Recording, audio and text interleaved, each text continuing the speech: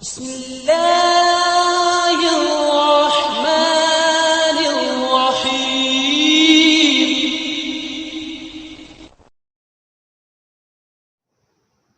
اعوذ باللہ من الشیطان اللعین الرجیم. بسم اللہ الرحمن الرحیم. اللہم صلی علی محمد وآل محمد وعجل فرجہم. آج ماہ مبارک رمضان کی 28 تاریخ ہے. آج ہمارا موضوع ہے شادی. اسی مناسبت سے قرآن مجید کی ایک آیت اور ایک حدیث کا انتخاب کیا گیا ہے. آج کی آیت سورہ نور کی آیت نمبر 32 ہے، جس میں ارشاد ہوتا ہے وَأَنكِحُوا الْأَيَامَ مِنكُمْ وَالصَّالِحِينَ مِنْ عِبَادِكُمْ وَإِمَائِكُمْ إِنْ يَكُونُوا فُقَرَاءَ يُغْنِيهِمُ اللَّهُ مِنْ فَضْلِهِ وَاللَّهُ وَاسِعٌ عَلِيمٌ. شادی کراؤ. ایامہ کی. اب ایامہ کا ترجمہ مختلف طرح سے کیا گیا ہے.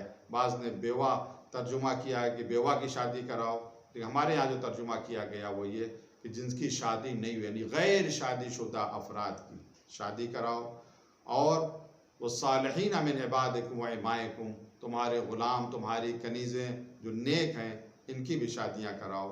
ان یکونوا فقراء، اگر یہ لوگ تنگ دست ہوئے، فقیر ہوئے، محتاج ہوئے، تو اللہ اپنے فضل سے انہیں عطا کرے گا، انہیں بے نیاز کر دے گا، ان کی ضرورت کو پورا کر دے گا.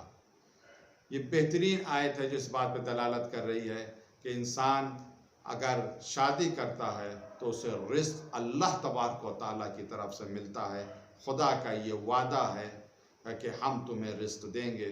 اسی وجہ سے روایات میں آیا ہے کہ جو شخص اس نیت سے شادی نہ کرے کہ میں اس نیت سے شادی نہیں کر رہا، بچ رہا ہے شادی سے کہ کہاں سے بھی بچوں کو کھلاؤں گا، کہاں سے ان کی ضروریات کو پورا کروں گا، تو ایسے شخص نے اللہ کے بارے میں گویا سوء ظن اختیار کیا.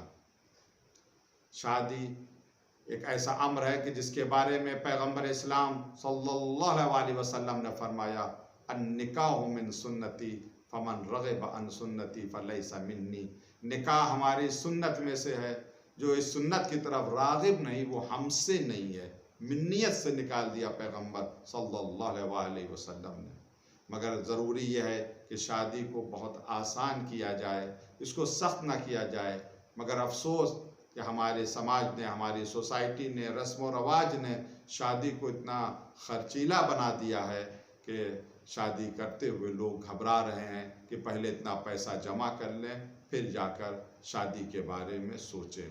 حالانکہ اسلام کی تعلیم یہ ہے کہ تم آسانی سے لڑکا لڑکی راضی ہو جائیں، شادی کے اوپر نکاح پڑھ دو. نہ لال جوڑے کی شرط ہے، نہ جہیز کی شرط ہے، صرف مہر معین ہو جائے. مہر لڑکی کا حق ہے. مہر 10 روپے بھی ہو سکتے ہیں. قرآن مجید کی ایک سورہ کی تعلیم بھی مہر بن سکتا ہے. اتنا آسان کر کے شریعت نے بیان کیا ہے، اتنا آسان کر کے شریعت نے شادی کے قوانین کو بنایا ہے. لیکن افسوس ہمارے رسم و رواج نے اس قانون کی دھجیاں اڑا دی ہیں. آج شادی کرنا گویا کہ ایک اتنا بڑا کام ہے کہ اس کی تیاری برسوں کیا بلکہ ساری زندگی لوگ کرتے ہیں. کاش شریعت کے احکام ہم سب کی سمجھ میں آ جائیں. آج کی مناسبت سے ایک حدیث بھی ہے. یہ حدیث امام جعفر صادق علیہ السلام کی ہے. آپ فرماتے ہیں من زوج اعزبا کانا ممن ینظر اللہ عز وجل الی یوم القیامہ. جو کسی کی شادی کرائے، اعزب تو اسے کنوارے یہ کہتے ہیں، جو کسی کی شادی کرائے پروردگار قیامت کے دن اس کی طرف نظر رحمت کرے گا. شادی کرانا بے انتہا ثواب ہے، بہت زیادہ ثواب ہے.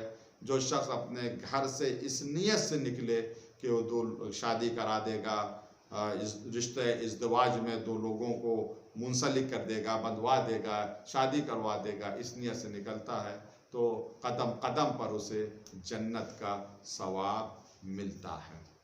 شادی کرنا بہت ہی آسان ہے شرعی اعتبار سے، جیسا کہ میں نے عرض کیا، اور اتنا اہم ہے شادی کرنا کہ حدیث میں آیا ہے کہ حضور نے فرمایا من تزوج فقد احرز نصف دینہ. جس نے شادی کی گویا اس نے اپنے آدھے دین کو محفوظ کر لیا، آدھے دین کو اس نے بچا لیا جس نے بھی شادی کی. اس کا مقصد یہ ہے کہ شریک حیات نہیں آ رہی ہے صرف، بلکہ وہ شریک دین بھی ہے، شریک ایمان بھی ہے۔ شادی سے پہلے انسان کی زندگی کسی اور طرح سے ہوتی ہے، شادی کے بعد اس کی پوری زندگی بدل جاتی ہے۔ یہاں تک بعض روایات میں آیا ہے کہ جو غیر شادی شدہ یعنی کنوارے لوگ، وہ ان کی 70 رکعت نماز کا ثواب جو شادی شدہ ہیں ان کی 2 رکعت نماز کے ثواب کے برابر ہے۔ یعنی ایک طرف 2 رکعت اور دوسری طرف 70 رکعت نماز، اتنا بڑا فرق۔ یعنی شادی کرنے سے پرموشن ہو جاتی ہے، رزق بھی پروردگار دیتا ہے اور پھر ایمان میں بھی ترقی ہو جاتی ہے۔ آخر ایسا کیا ہے؟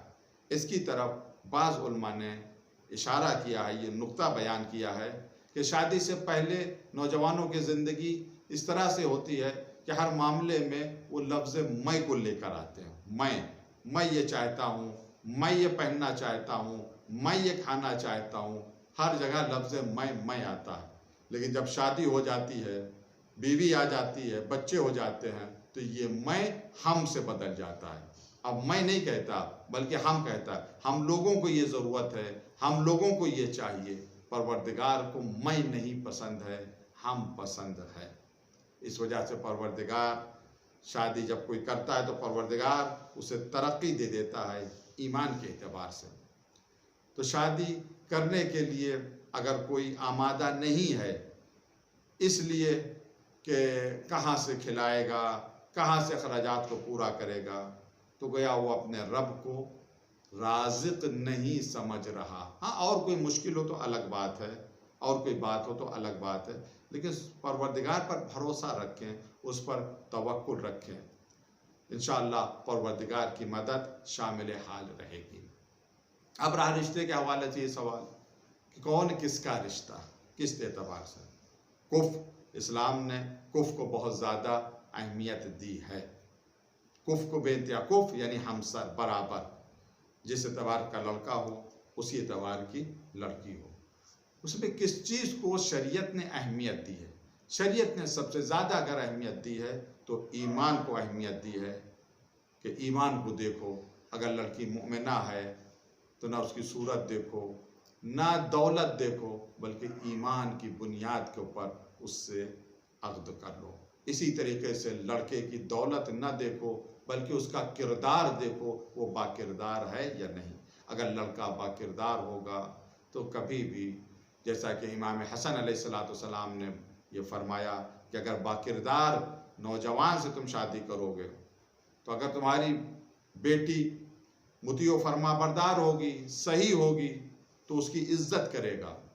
اگر تمہاری بیٹی ایسی نہیں ہے، وہ عصیان کرے گی، وہ نافرمانی کرے گی، تو تمہاری بیٹی کو ستائے گا نہیں بلکہ معاف کر دے گا، کیونکہ با کردار ہے، با ایمان ہے۔ تو رشتے کے لیے با کردار شخص کو ڈھونڈنا چاہیے، ایماندار شخص کو تلاش کرنا چاہیے۔